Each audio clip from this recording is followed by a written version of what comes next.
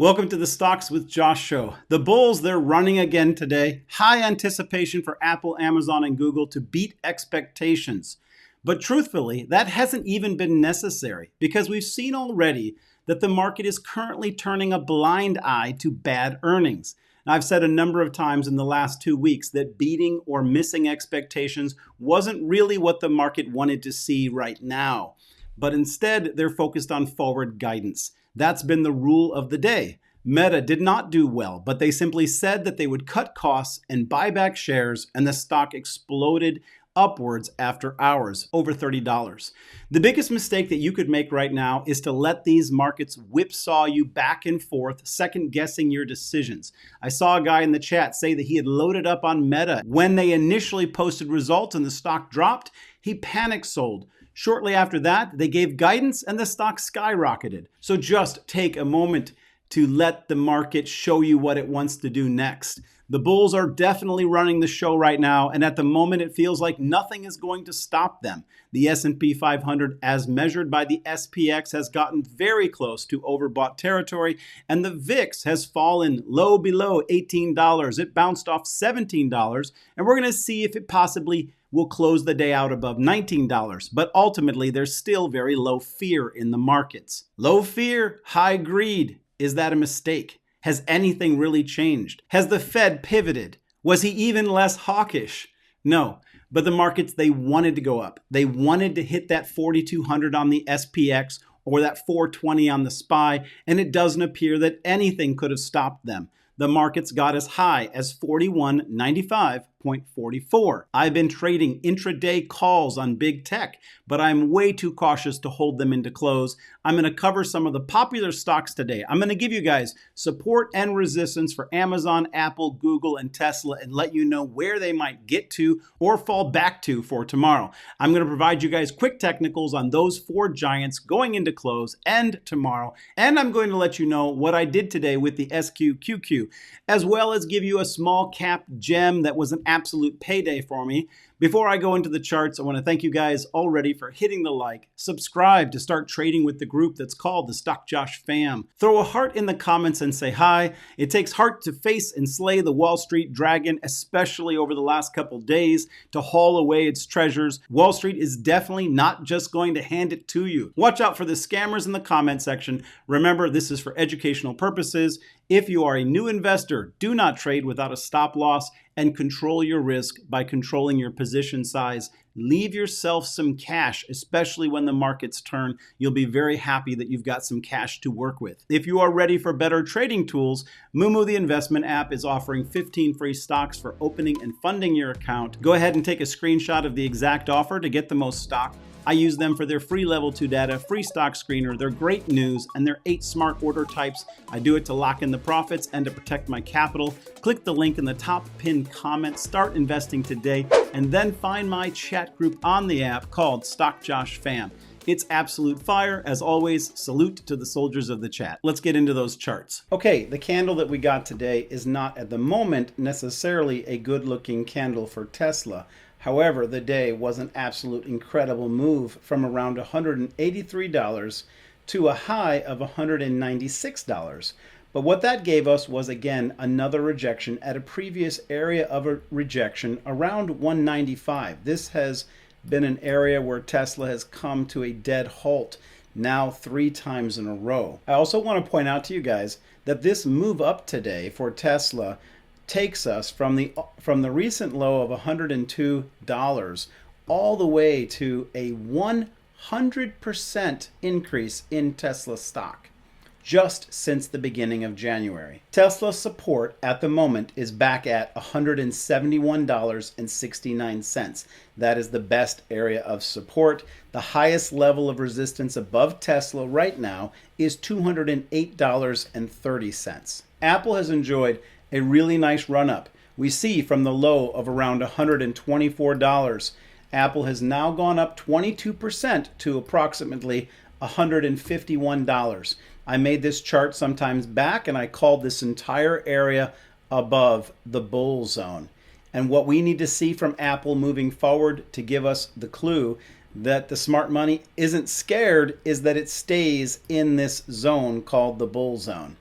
But what we're going to be watching very critically, of course, I've mentioned in the past, is the key support level of around $136. Long term, for the markets to remain bullish, Apple needs to stay above $136. If, though, in the course of time, Apple comes back to $136 and breaks that level, I still don't know that that means that the market is pointing to a hard recession. But as I've also predicted before, if at any time we come back to this 125 and we break and go below this 125 bear zone, I have called that the Armageddon zone. That's when the smart money is scared, and that's when the market could potentially reach its lowest low. So keep an eye on that moving forward. Apple right now has come and approached being overbought. It's up in the overbought on the RSI.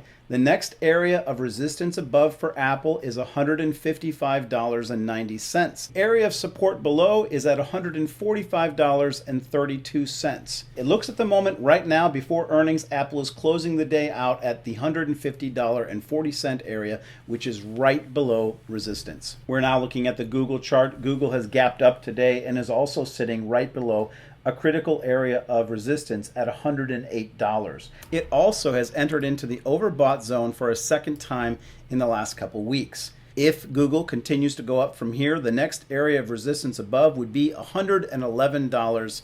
It's getting pretty frothy for Google right now, and the area of support beneath Google right now is actually at the low of $101. Amazon has also jumped up, and it's sitting right below a critical area of resistance at $112. This has been a critical area of resistance in the past.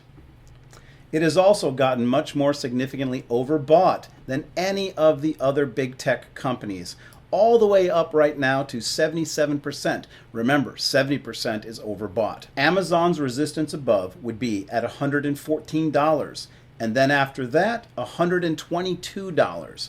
But then support below is all the way down at $101. It has recently moved up 42% from its 52-week low set on January 6th. And the SQQQ gapped down today and went into oversold territory quite significantly, coming all the way down to around 27%. Remember, 30% is oversold, so it got oversold hard today. I bought today between $32 and $33. I have a stop loss set to $31. I will be honest, I'm willing to adjust that back as far as $30 to $29 because I believe that we are at the very low range of the SQQQ. I'm going to be watching this very carefully. Every time we've gotten down this low, the SQQQ has turned around and hit $40 in less than a week. I'm in my full position on the SQQQ, and I'm looking for a reversal for these markets and a rise back up to around $41 initially. Okay, a quick update on the trade that I gave everybody 2 days ago. It's a small cap trade. I notified everybody that the MACD was getting ready to cross over on WVE when it hit this level of $4.19. And since then, we've enjoyed a really nice run up all the way to $5.51 today. The options that I had purchased along with this trade were up 200% today. I took profit on those. I have a stop loss on my shares currently set to the candle low of the day of $4.94, which is also a critical area of support. I want to point out that there are 3 lines drawn on this channel. You have the bottom line, which currently is operating as support. You have the middle line, which will also operate as support, and you have the top line that has currently operated as resistance. You see that when we got there, we sold off. So right now we're in this channel and we're duplicating this same sort of price action that we saw when we had previously dropped into this channel. When it broke down through this top layer of support, it then came down and it hit this bottom layer of the channel, came back up, hit the top layer of the channel, ultimately came back, tested the bottom layer of the channel, and then eventually went to a new high. I just want to point out that it would not surprise me if we do something very similar now. I have a stop loss set and I'm going long because I don't know where the stock will go, but we came up, we touched the top, we could easily come back, retest the low. At that point, it could break down and the trade could be lost, or we could bounce and go higher. The reason I'm pointing this out is that people who hear these trades, they get a little bit of FOMO. They ask me, can I get into WVE? Is there room to the upside? The answer is there is room to the upside, but the ideal place to get back in would probably be if it retested the bottom of this channel, probably closer to $4.62. Be patient. If you're going to trade a stock, let it come to you. Or, as I always say, there's so many stocks to trade on Wall Street. There's another one getting perfectly set up for a nice bull run every moment of the open trade hours. Okay, this run-up has absolutely gotten frothy, as you can see on all of big tech. On the S&P 500, the break above 4,100 was confirmed, and that meant that we were indeed going to hit 4,200, which we saw today. The touch to 41.95 may have been the top of this move. We don't know. Friday, it may take one more shot at that 4,200 to see if it can touch and break it. But I will definitely tell you that I'm predicting that these markets are going to fall back. They have to fall back to at least 4,000 on the SPX and 400 on the SPY to backtest what used to be that old area of resistance and confirm it to be the new support. I expect a little bit of consolidation at that level if this rally is going to continue. But if it just came straight down through 4,000, bypassed it, went to 3,900, in my opinion, that breakthrough would tell us that we have perhaps a new low coming in the days ahead. Even though that is my prediction today, I will tell you that I'm still taking one trade, one day, one candlestick at a time. Let the markets tell you where they want to go. I've said all week long, do not be headstrong because we do not have the crystal ball. We do not know which direction the markets are going to choose. We know that we've participated in a very strong short squeeze. The market was leaning heavy bearish, and those bears have been, as they said, bathing in lava over the last 48 hours. If you got in too heavy on one of those trades, you can get wrecked. On days like this, it pays to have a book of disciplines to guide you, a set of rules to follow. I did a live last night with the Core 4, Larry, Keenan, and Mo. I'm going to leave that video at the end of this video if you guys haven't seen it. I want to say these guys balance me out. You don't have to agree or you don't have to like all of them. I personally do, and I learn from their experiences, both the good ones and the bad ones. I can tell you that one of the best teachers in trading are your losses. That's when you get the discipline, and that's when that pain is something you don't quickly or soon forget. Each of them have those wounds and those stories to tell. All of that makes me stronger, and I'm hoping to share that strength with you guys so you guys can be stronger. If you like these videos, then hit the like and show some love. Subscribe if you've made it this far. The next couple hours, people are going to be making bags of cash, and some people are going to be losing big today and tomorrow. We're going to do it together. As always, peace and blessings, my friends. I'll see you in the chat.